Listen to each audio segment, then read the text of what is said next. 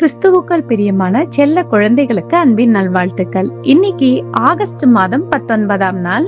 இன்னைக்கு தேவன் உங்களோட பேசுறதுக்காக ஒரு விசேஷமான பரலோக மன்னாவை கொடுத்திருக்காங்க. அது என்னன்னு பார்க்கலாமா?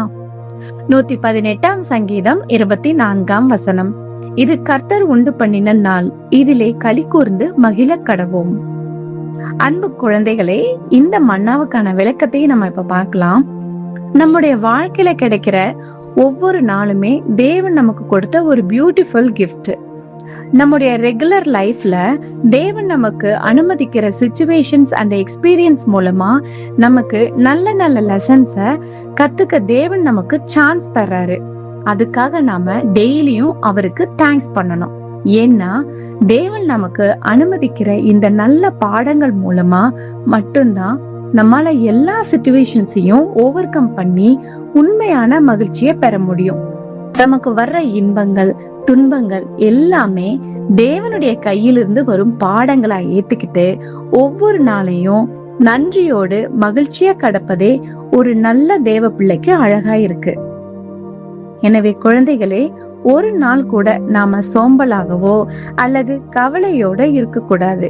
தேவன் நமக்கு கொடுத்த இந்த நாளை குறிச்சு மகிழ்ச்சி அடைஞ்சு நமக்கு வரும் நல்ல மற்றும் கஷ்டமான எக்ஸ்பீரியன்ஸ்ல இருந்து பெஸ்ட் லெசன் என்ன அப்படிங்கறத கத்துக்கிட்டு எப்பவுமே நம்முடைய தேவனுக்கு பிரியமான சந்தோஷமுள்ள நல்ல பிள்ளைகளா வாழ பழகிக்கணும். செல்ல குழந்தைகளே, இந்த மன்னாவை இன்னும் தெளிவா புரிஞ்சுக்க உங்களுக்கு ஆசையா இருக்கா?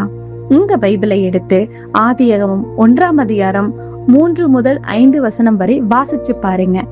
பைபிளை நாம தினமும் ஆராய்ஞ்சு படிச்சு தேவனுடைய பெரிய திட்டத்தையும் அவருடைய உன்னதமான நல்ல கேரக்டர்ஸையும் கத்துக்கிட்டு தேவனுக்கு பிரியமான நல்ல பிள்ளைகளா வாழ்றத குறிச்சு இன்னைக்கு நாள் ஃபுல்லா மனசுக்குள்ள தியானம் பண்ணுங்க.